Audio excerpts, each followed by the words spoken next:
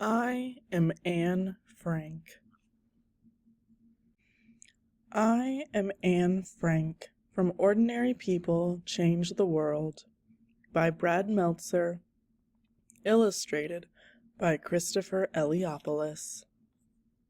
I am Anne Frank.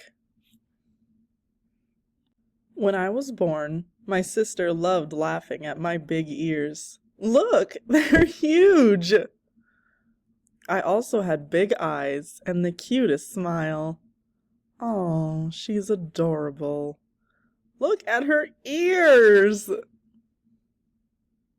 As a girl, I loved the same things many kids love. Playing hide and seek and tag, ice skating, and, are those my skates? And going to the movies. I collected autographs and knew the names of every celebrity. That's Rin Tin Tin. One of the things I really loved was writing stories. This was my teacher, Hendrika Kupros. She was so encouraging. Wonderful job, Anne. One other thing that's important to know about me is that I'm Jewish. That's my religion. I believe in God and in helping to make the world a better place. But where I was born in Germany, there was a group of people known as Nazis, who didn't like those of us who were Jewish, or other groups who were different from them. Back then, the Nazis were run by a terrible leader named Adolf Hitler, who promised to make Germany strong again. Don't buy from Jews! Germans unite! Why are they being so mean? They don't even know us. He believed that Germans were superior, and he blamed the Jews for all of Germany's problems, even though we hadn't done anything wrong. To protect us from the Nazis, my family became refugees and moved to a city called Amsterdam in the Netherlands. Life was good there for years, until May 10th, 1940, when the Germans came to the Netherlands too. The Nazis were trying to take over the world. We need to leave here, now! It's not safe anymore! We tried to leave the Netherlands and go to the United States, but we couldn't. You need to fill out more forms if you want to be an immigrant. But my family, if we stay here, I'm sorry. More forms, please. When the Germans arrived in the Netherlands, they passed new laws here. At first, Jews weren't allowed in public parks, beaches, pools, or in libraries. We can't go swimming? Jews are not wanted here. Then they said we couldn't go to the movies. But I love the movies. We don't serve Jews here. Eventually, we weren't allowed to ride our own bikes, drive our own cars, or buy food at certain restaurants. I just want to feed my family. No Jews allowed. One of the worst days was when they said we had to leave our school and only be with other Jewish kids. I'm sorry, those are the new rules. No Jews allowed! I'll miss you, Anne. I'll miss all of you. Every day it seemed to get worse. In April 1942, the Nazis made us wear these, Jewish stars, with the Dutch word for Jew. Why do we have to wear these whenever we go out? So they can always identify us.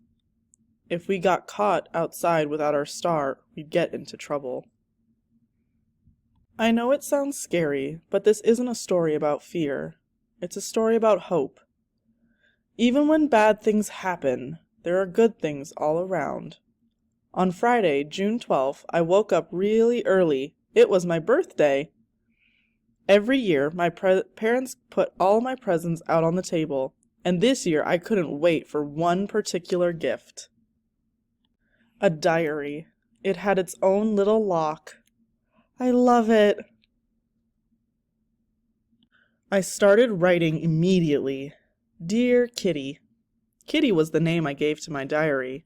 I wanted the diary to be my friend. A few weeks later, we got terrible news. What is it, dear? Margot, our daughter. They sent her a call-up notice. We knew what a call-up really meant. The Nazis would send people to a concentration camp, a prison where Jews were locked up and made to work all day and night.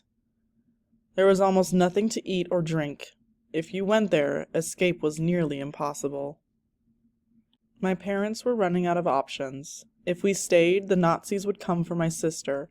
If we tried to leave, they'd hunt us down. There's only one choice. We need to hide. My parents told us to start packing. We could only take our most important things. The first thing I grabbed was this diary. A book? Yes, a place to hold my daily thoughts. We wore layers of clothes so no one would see us carrying suitcases. The hardest part was saying goodbye to my cat. The neighbors will take good care of her, I promise. I love you, Morche. As we snuck out, there were 4 of us. Then another family of 3 met us there.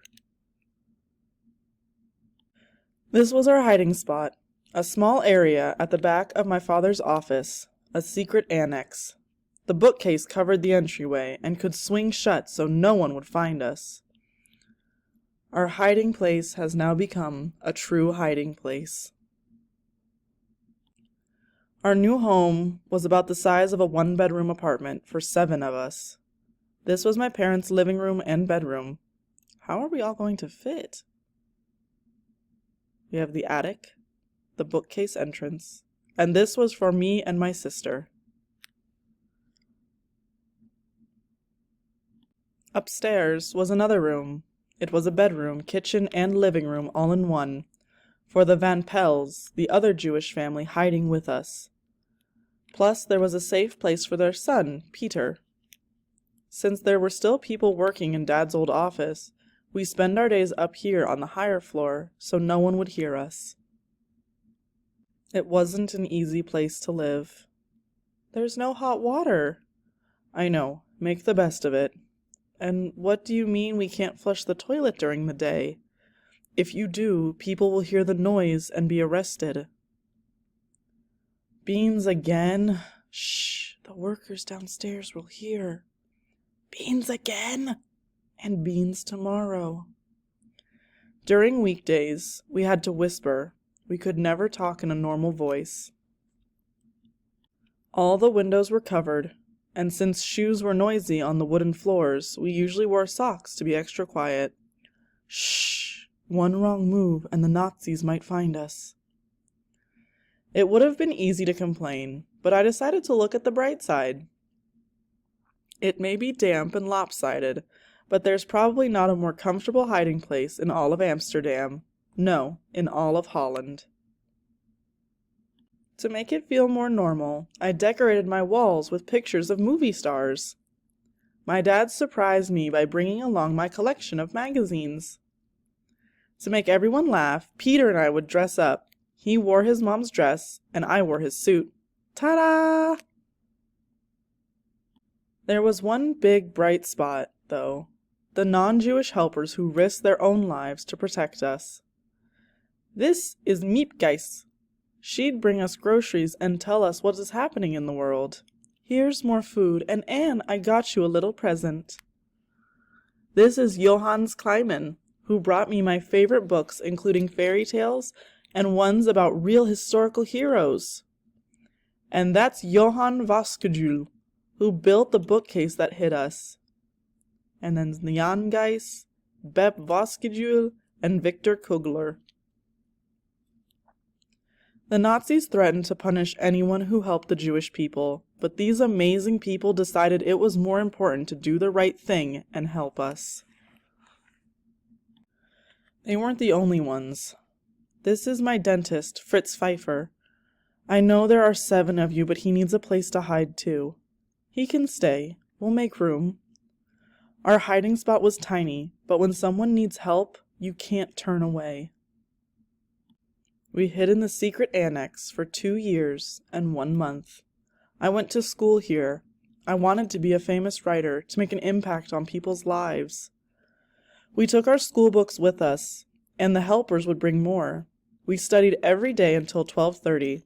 After that, we'd peel potatoes. On weekends, we could listen to the radio. With 8 of us crammed together, our world was very small. But if you look for what's good, you'll find it. This was the attic, my favorite spot. It had the one window that wasn't covered, where I could see the blue sky and this one chestnut tree. I grew up here. I saw the world from here. Who knows, maybe our religion will teach the world and all the people in it about goodness. As long as this exists, this sunshine, this cloudless sky, and as long as I can enjoy it, how sad can I be? As long as you can look fearlessly at the sky, you'll know that you're pure within and will find happiness once more. I still believe, in spite of everything, that people are truly good at heart. And eventually, the world saw me. In my life, there were many reasons to be sad, and lonely, and scared, but there were also many reasons to love, and laugh, and hope. You can always find the light in the darkest places. That's what hope is. It's a fire within you. You decide when to light it, and when it burns bright, nothing can put it out. Hitler and the Nazis were defeated at the end of World War II. 6 million Jews, including Anne Frank, were killed in what is now known as the Holocaust. By remembering and telling Anne's story, we make sure that nothing like this ever happens again. Whatever our religion, wherever we're from, we have a responsibility to one another. Anne's diary was found by Mietgeis, who never read it. Eventually, she gave it to Anne's father. Today, Anne Frank's diary is one of the most read, most inspiring books in the world. More than 1 million people visit the Anne Frank house in Amsterdam each year. In 2010, Anne's chestnut tree was blown down in a storm, but today there are locations all over the world where its saplings were planted and new chestnut trees bloom. In the Jewish faith, there's a saying, if a person saves one life, it's as if they've saved an entire world. Throughout your life, you'll find people who need help. Be a helper. Be the one who does the right thing. When you see something that's unfair, do not be silent. Sometimes it will be hard. When it is, look up. See the beauty of the world and see the beauty in people.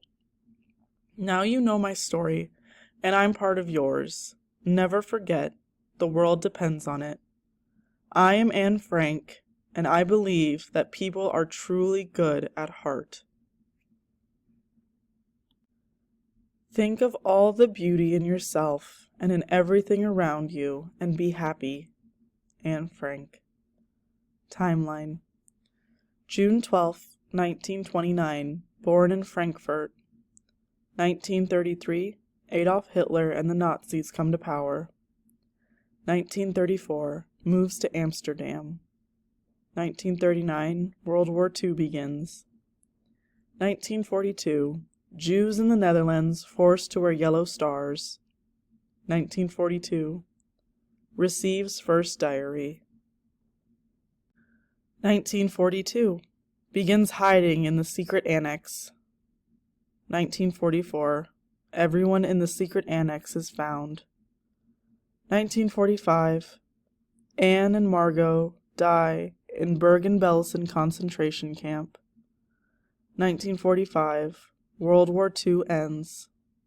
1947, becomes a published author. 1960, Anne Frank House opens to the public. In the top left, there's Margot, Otto, Anne, and Edith Frank, 1941. Top right are pages from Anne's diary. In the bottom left, the German badge that Jewish people were forced to wear, Anne's badge had the Dutch spelling Jude. Bottom middle, Otto Frank's office building in the middle, 1947. And in the bottom right, Anne's room in the secret annex.